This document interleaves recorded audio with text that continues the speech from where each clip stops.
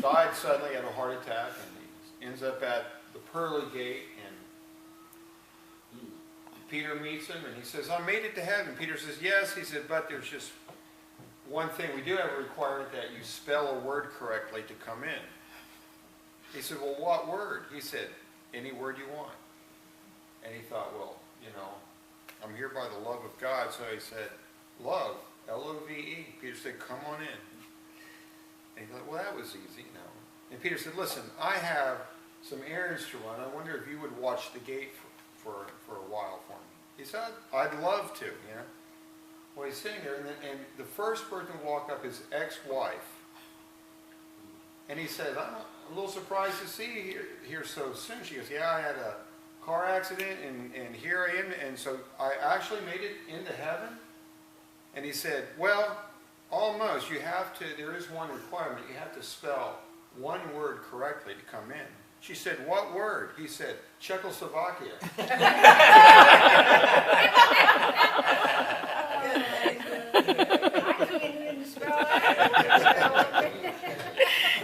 That's bad. Kind of partial to that. Well, since it's his ex-wife, maybe she deserved it. I believe he's holding a grudge. Yeah. Good thing Peter wasn't there, right? That's funny.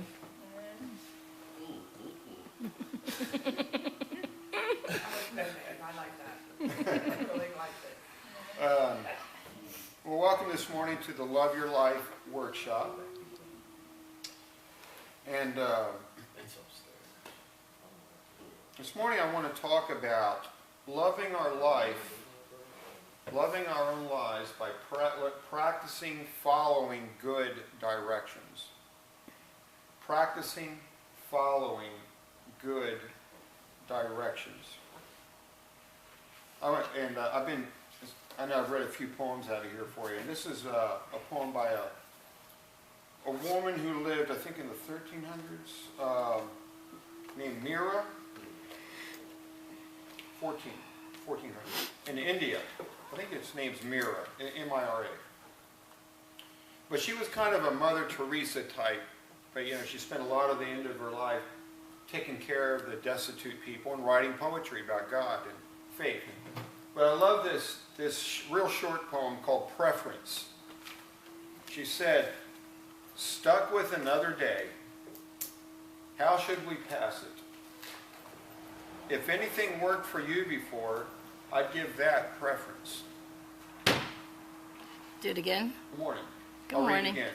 It says, stuck with another day, how should we pass it? If anything worked for you before, I'd give that preference.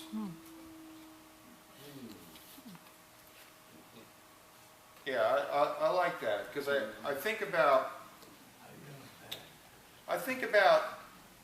how simple that is, but how hard that can be to think what works for us, what really works for us. What is the thing that that works? When we do something good and we feel the benefit from it, whether it's whatever we do, and we feel the benefit. Why is it so hard to keep that up? Why is it so? I could have silly examples, but they're not silly. But what? When we break out of ourselves and we go and we do something for somebody else, and we feel so good about it, why don't we repeat that? Why is it so? On a food level, and I want a snack. Why is it I go get the snack that the next morning I'm like, oh, why did I eat that? And yet I'll do that instead. Why don't we do what works? Why don't we do what works? And so she says, here's another day. How are we going to pass it? Well, what's worked for before, I would give that preference. And I began as I thought about this week and thought about that poem. I read that poem a couple weeks ago. I thought that is so profound to stop at a moment where you're tempted to just go one way, whether it's a little thing or a big thing, and say, wait, what works? What is the thing that really works? What is the thing that really lifts my soul? What is the thing that really encourages me and gives me the strength that I need? What is the thing that makes me feel most alive? What is the thing that makes me feel like the fruits of the Spirit are alive and working in my life? Joy and peace and patience. You know, what are the things? And why is it that I don't give that preference so often? You know? And how do you deal with that? In sports, they got a terminology, a term. It's something like, there's different ways of saying it, but they say, dance with the one who brought you. And they'll use that term to say, when a team gets into the playoffs, and the fans sometimes will be going, well, make this change and make this change, and the coach will be like, no, you dance with the one who brought you. In other words, we give preference to what has worked, to what has gotten us here. You know, give preference to what works. The Apostle Paul in Philippians was talking to a group, and he says, now, and he had visited them, and he said, now the things that you saw in me and learned from me, you know, they observed Paul and how his life worked. He said, now, put that into practice. Practice doing what works, what you've seen work. I think it's like Solomon in the early chapters of Proverbs. Solomon keeps saying things like, listen to your father's teaching. Listen to what your mother taught you. Write those things on your heart. Keep them in your mind. Store them up. Think about them. Ponder them and follow them. Follow these good directions because they work. And a lot of Proverbs are saying, well, here's how it works when you do this. And here's how it works when you do the other way, you know. And so this whole book of Proverbs about doing what works.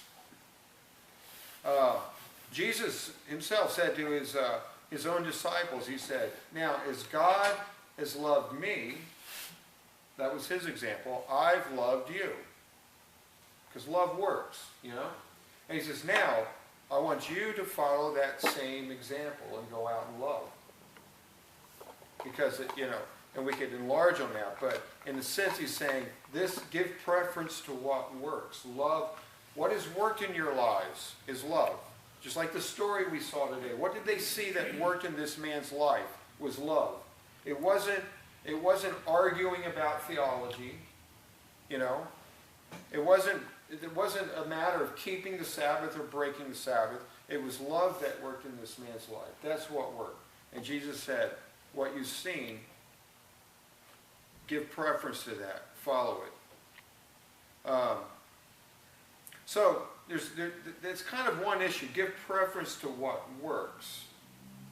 And yet I said, you know, what I want to talk about is practicing following good directions. And I emphasize that because just to say give preference to what works, I have trouble doing that on my own a lot. You know, I'm kind of reminded of Paul. I think it's Romans 7, where he says something like, I keep doing the thing I don't want to do. The thing I want to do, I don't do. The thing I don't want to do, I do. And I think Paul was talking about his life right then. And he says, how am I going to be rescued? And he said, thank you for Jesus and for God's grace to rescue me from this thing that's going on, you know. And I think this is a lifelong struggle. Left to ourselves or without attention, we tend to not give preference to what works. And I think that's why that poem struck me as so simple and so profound.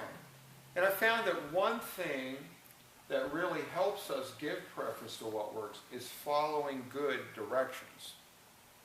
Following good directions. In my life, I found myself in the last 30 years often being the one in charge. And I don't know that I ever really wanted to be somebody in charge, but you know, I was a school teacher, I was a coach, I was a youth pastor, a pastor of a church, I was a president of a baseball league. Talk about being in charge, you know. And Even now I run an exercise program, you know.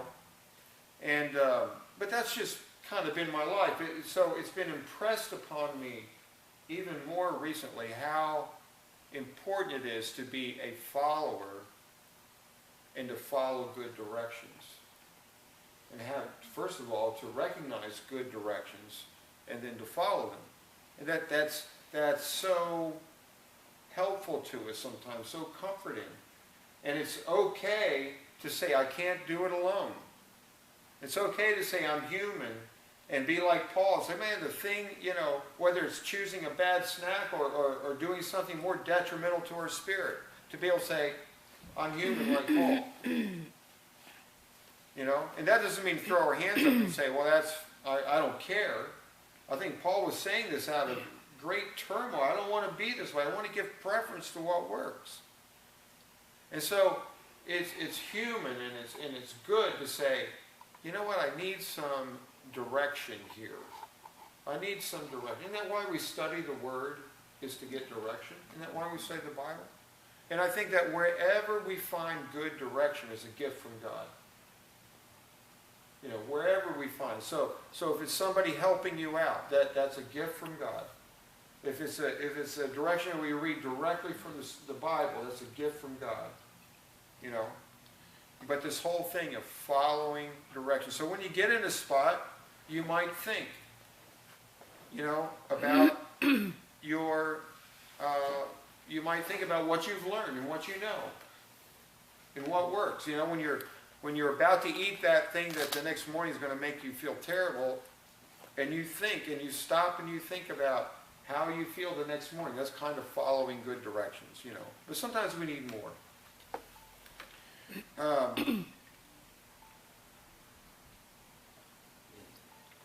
Recently I started on a running schedule, and I've been running for several years now, and I can make up my own schedules, you know. In fact, I do most of the time. I do from week to week. I just make up a different schedule. And so I kind of went through a time after I ran the marathon where I just like every day I just didn't know what I was going to run from day to day. And okay, I did that for a while, and then I got really frustrated with that. And so I decided to just take somebody else's schedule, and I put it down, and I follow that every day. You know, I'm having, for myself, and for running, you know, I'm into that. I'm having tremendous results from just, I'm doing the same thing I've been doing, but slightly different, you know, with a little bit more discipline. And in some areas I wouldn't necessarily be working in, but following some proven directions. I really learned that this year. I took a yoga class, knew nothing about yoga, was a little bit, no, I was a lot intimidated, you know, and yet something I wanted to experience and try. And so I could do nothing in this class without following directions, you know. And now I have to tell you something I just love, something I just, you know, find. And I think about, it took going through that process of following directions and just really trusting and following. So it's important to follow. You know, when the Israelites, back when Moses was leading the people through the desert, they built this tabernacle that was their place where they did all the sacrifices and everything, right? And the tabernacle later became the temple when they were in one spot and built the temple. And but how they built the tabernacle, and they built the tabernacle, and they had this like curtain that went around it. They had these two rooms, the holy place and the most holy place. They had things in the room like a table, and then they had the ark in the other room, and God gave them specific directions to follow, even as far as how high the walls were, how to make the curtain that went around it, the things that the priests wore, the oil they poured over their head, how they did everything, the sacrifices, explicit directions for all that. And they followed the directions. And so I wonder, why did God give them, why didn't you say, hey, build a room? You know, but he paid amazing detail to all of these things. And what they built was this outer courtyard, and then these 2 rooms, and the second of which was the Holy of Holies. And all of the activity kind of pointed to what happened in that room once a year when the high priest went in, and it was said the presence of God was in that room. So all of this attention to detail, following directions, had to do with the presence of God being there, and the forgiveness and the grace of God that came on that day. Well, when we come through time and we read in the New Testament things that are said, and we read in a book like Hebrews where it talks about the tabernacle and the temple and all that, and it explains that all of these things were foreshadowing. That is, they represented something else.